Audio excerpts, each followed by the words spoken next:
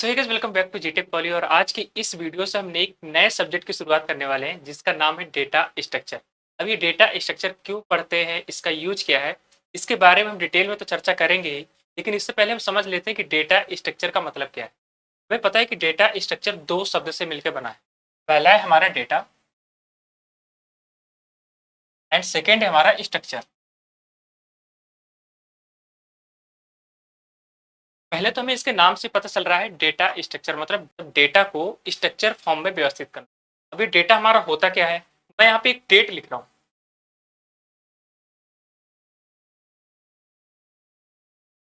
ये तो अभी तक ये हमारा डेटा है। 15/8/2000 यहाँ पे लिखा है, तो अभी तक ये क्या है, डेटा है। अब इसका मतलब अगर मैं बता दूं कि इसका मतलब क्या है, मान लो कि किसी की डेट ऑफ बर्थ है, तो अब ये हमारे लिए क्या हो गया, यही डेटा हमारे लिए क्या हो गया, इंफॉर्मेशन हो गया। क्या हो गया, इंफॉर्मेशन। तो अक्सर हम कंफ्यूज रहते हैं कि डेटा एंड इंफॉर्मेशन में क्या डिफरेंस है। डेटा अभी तक क्या था हमारा, जब तक इसके बारे में हमें कुछ पता नहीं था, लेकिन अब इसके बारे में पता चल गया कि ये किसी की डेट ऑफ बर्थ है। ये क्या हो गया, हमारे लिए क्या हो गया, इंफॉर्मेशन हो गया। इन्हीं दोनों चीजों को, डेटा एंड इंफॉर्मेशन जो हमारी होती है किसी भी तरह की, इन्हें एक स्ट्रक्चर फॉर्म में व्यवस्थित करना ही हमारा डेटा स्ट्रक्चर कहलाता है। अब हम इन्हें स्ट्रक्चर फॉर्म में व्यवस्थित क्यों करते हैं, मान लो कि हमें कुछ फ्यूचर में इन्हें एक्सेस करना है। जैसे कि आपके कॉलेज या स्कूल की हमारी लाइब्रेरी हो जाती है, वहाँ पे अलग अलग सेक्शन वाइज हमारे पार्ट डिवाइड रहते हैं कि इस सेक्शन में इस सेमेस्टर की बुक्स रहेंगी, दूसरे सेक्शन में इस सेमेस्टर की बुक्स रहेंगी। और हम आराम से वहाँ पे एंटर करते हैं और अपने नीड के अकॉर्डिंग कोई भी बुक्स एक्सेस कर लेता है, आराम से उसे रीड कर लेते हैं। तो वहाँ पे हमें किसी भी डेटा को, किसी बुक को एक्सेस करने में बहुत ही आसानी मिलती है। इसलिए ही उसे एक स्ट्रक्चर फॉर्म में व्यवस्थित किया जाता है।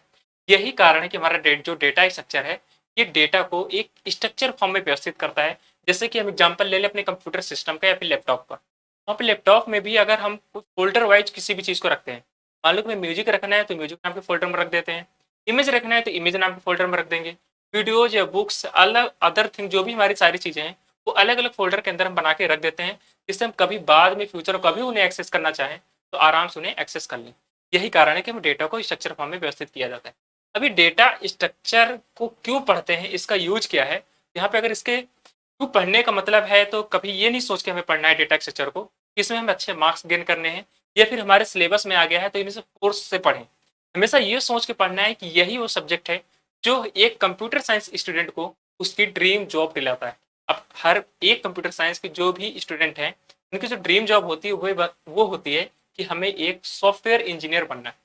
तो ये जो हमारा सब्जेक्ट है डेटा स्ट्रक्चर, हम इसी की हेल्प से एक अच्छा सॉफ्टवेयर इंजीनियर बन सकते हैं। तो इसे बिल्कुल भी हल्के में नहीं लेना है, इस सब्जेक्ट को बहुत ही सीरियस तरीके से पढ़ना है। और नंबर के लिए बिल्कुल नहीं पढ़ना है कि हम थ्योरी रट लिए हैं इसके, अब हमारे आगे 30+ मार्क्स आ गए हैं तो इसलिए कभी नहीं पढ़ना है। हमेशा जॉब के लिए सोच के पढ़ना है, क्योंकि ये हमारा सब्जेक्ट बहुत ही ज़्यादा इंपॉर्टेंट है। ठीक है, अब इसे क्यों पढ़ना है, इसका यूज क्या है।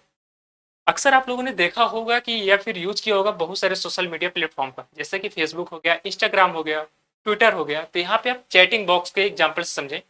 जब हम चैट करते हैं तो वहां पे देखते होंगे कि जब हम एक व्यक्ति से दूसरे व्यक्ति के पास मैसेज करते हैं, मान लो कि मैसेज कर रहा हूँ तो किसी दूसरे व्यक्ति के पास, तो जो हमारे मैसेज का क्रम है, मैंने पहला मैसेज भेजा तो पहले मैसेज पहुंच गया, फिर मैंने दूसरा मैसेज भेजा तो दूसरा मैसेज पहुंच गया, तीसरा मैसेज मैंने भेजा तो तीसरा मैसेज पहुंच गया। ऐसा नहीं होता कि तीसरा मैसेज पहले पहुंच जाए और पहला मेरे द्वारा जो मैसेज भेजा गया है वो लास्ट में पहुंचे। तो ऐसा कभी नहीं होगा, क्योंकि वहां पे डेटा स्ट्रक्चर ही हमारा कार्य कर रहा होता। कौन सा डेटा स्ट्रक्चर, उसका नाम है क्यू। क्यू का कॉन्सेप्ट होता है फर्स्ट इन फर्स्ट आउट, मतलब कि पहले आओ और पहले पाओ। तो यहाँ पे हमारा जो भी मैसेज सेंड हो रहा होता है हमारे हमारे किसी भी सोशल मीडिया प्लेटफॉर्म में चैट बॉक्स में, जो हम मैसेज पहले सेंड करेंगे वही मैसेज ही पहले सेंड होगा। ऐसा नहीं कि जो हमारा लास्ट में मैसेज हमने सेंड किया वो पहले सेंड हो जाएगा और जो पहले वाला मैसेज है वो लास्ट में सेंड होगा। तो इसमें क्या है इसमें कहीं ना कहीं हमारा डेटा स्ट्रक्चर ही काम कर रहा होता है, लेकिन हमें समझ में नहीं आता। ठीक है, अब हमारे दूसरा एग्जाम्पल की अगर बात करें, दूसरे एग्जाम्पल में आप फेसबुक यूज किए होंगे। फेसबुक में क्या होता है कि एक व्यक्ति दूसरे व्यक्ति से कनेक्टेड रहता है और वहां पे एक से अधिक व्यक्ति आपस में एक दूसरे से और भी कनेक्टेड रहते हैं और आराम से एक दूसरे के पास डेटा सेंड कर सकते हैं और रिसीव कर सकते हैं। तो वहां पे भी हमारा डेटा स्ट्रक्चर ही काम कर रहा होता है, जिसका नाम होता है ग्राफ। तो ग्राफ का कॉन्सेप्ट भी हमारे आएगा अपने सिलेबस के अंदर। तो यहाँ पे भी मतलब एक तरह से हम देखें तो हर जगह ही हमारा डेटा स्ट्रक्चर ही काम कर रहा होता है, लेकिन हमें पता नहीं चलता है। लेकिन अब से आपको डेटा स्ट्रक्चर के बारे में जानकारी हो जाएगी, तो रियल लाइफ में भी उसे समझ पाएंगे और अप्लाई भी कर सकेंगे। थर्ड एग्जाम्पल की बात करें तो आप लोगों ने गूगल में बहुत सारी चीज़ें सर्च की होगी, जैसे यूट्यूब पे सर्च कर रहे हैं तो यूट्यूब सर्च करते हैं तो यूट्यूब भी हमारा सबसे पहले आ जाता है। तो यहाँ पे सर्चिंग भी हमारी दो तरीके से काम कर रही होती है, और सर्चिंग का कॉन्सेप्ट भी हमारा क्या है, डेटा स्ट्रक्चर का ही है। सर्चिंग किस तरह से काम कर रही होती है, हमारे पास सर्चिंग जो होती है दो टाइप की होती है। एक होता है बाइनरी सर्च, दूसरा होता है लीनियर सर्च।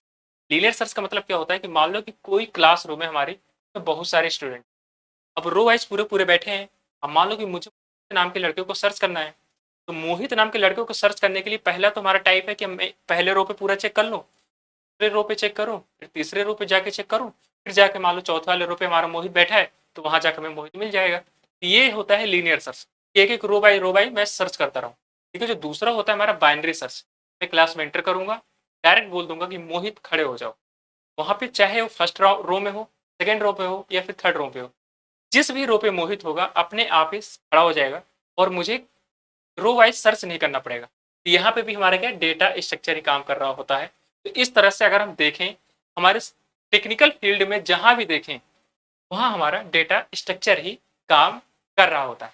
इसलिए आप लोग इसकी इंपॉर्टेंस समझ ही गए होंगे कि डेटा स्ट्रक्चर हमारे लिए कितना इंपॉर्टेंट है, और हर जगह डेटा स्ट्रक्चर किस तरह से काम कर रहा है। तो आपको इसकी इंपॉर्टेंस नहीं भूलनी है, इसे ध्यान में रखना है, और सीरियसली इस सब्जेक्ट को पढ़ना है सबसे ज्यादा। तो ध्यान रहे, आपको बार बार बोल रहा हूँ कि मार्क्स के लिए नहीं पढ़ना है, या फिर फोर्स से किसी इसके कारण कि हमारे सिलेबस में है तो इसलिए इसके फोर्स देके पढ़ें, टेंशन लेके पढ़ें, बिल्कुल नहीं, एकदम सीरियसली पढ़ना है। और मैं आपकी हेल्प करूंगा, और एकदम आसानी से सारी चीजें समझ में आएंगी, और एक तरीके से पढ़ेंगे वाइस। ठीक है, इसमें बहुत सारे और भी टॉपिक हैं जो हम इसका सिलेबस का डिस्कशन करेंगे, अपने नेक्स्ट लेक्चर से करेंगे। फिलहाल मैंने यहाँ पे छोटा सा इंट्रोडक्शन की दिया है कि डेटा स्ट्रक्चर है क्या, इसका मतलब क्या है, इसका यूज कहाँ पे होता है। इसका जो भी सिलेबस है हम अपने सिलेबस के अकॉर्डिंग पूरा डिस्कस करेंगे इसे अपने नेक्स्ट वीडियो में, और भी बहुत सारी चीज़ें पढ़ेंगे। और ये डेटा स्ट्रक्चर बहुत ही ज़्यादा इंटरेस्टिंग चीज़ है, जब इसे पढ़ेंगे तभी उसकी अहमियत हमें पता चलेगी। ठीक है, thank you so much guys, हैं नेक्स्ट वीडियो।